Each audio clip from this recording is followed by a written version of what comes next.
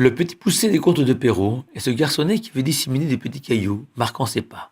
Dans notre paracha, Ekev, Moshe nous encourage à devenir un petit poussé, comptable de ses pas, car il nous promet de magnifiques bénédictions s'il veut respecter ses lois. Vaya Ekev Tishmaoun. Et les commentateurs s'étonnent de l'emploi du mot Ekev, littéralement le talon, pour traduire le conditionnel si. Et Rachi explique que Moshe vient ici nous mettre en garde sur les mitzvot de tous les jours, ces commandements que l'on a l'habitude de piétiner, de mépriser, car on les considère comme sans importance. Or, contrairement à notre vision de la vie juive, comme une succession d'événements, les grandes fêtes, la bar mitzvah, le mariage, Moshe nous enseigne que les mitzvot fondatrices d'une vie juive réussie sont celles de tous les jours, prière, cacheroute, amour et respect de ses proches. Et Moshe utilise à dessein le mot Ekev, car de la même manière que le talon est la base du corps humain, ainsi ces mitzvot quotidiennes forment la base de l'identité juive. Et que le véritable héros n'est pas l'auteur d'un exploit unique, mais celui qui, tout le jour de sa vie, saura utiliser les mitzvot pour grandir et devenir un héros du quotidien.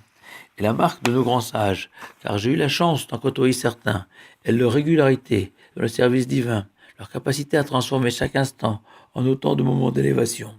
Et Moshe associe au devoir de respecter ces lois quotidiennes, celui de les observer. Le Khatam Sofer explique que l'expression observer vient rajouter le devoir de les étudier sans cesse. De plus, en s'inspirant du Rachaim Akadosh, le mot Ekev synthétise toute l'opposition entre Yaakov, ancêtre du peuple juif, et Esav, pilier de l'Occident. Yaakov est composé d'un Yud suivi de Ekev.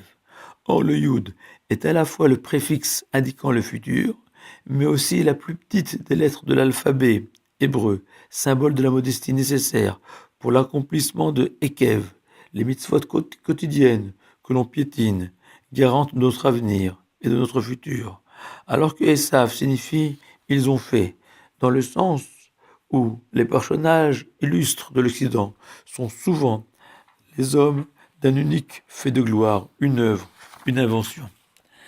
Pour finir, Rabbi Avraham Seba, sage espagnol du VIe siècle, utilise encore une autre facette de Ekev, le talon, et explique que de la même manière que le talon est l'extrémité, la fin du corps humain, ainsi Moshe nous enseigne que la véritable récompense des mitzvot quotidiennes sera offerte à la fin des temps, mais que dans ce monde-ci, l'Éternel promet l'abondance à ceux qui auront perçu les mitzvot de tous les jours comme une véritable richesse.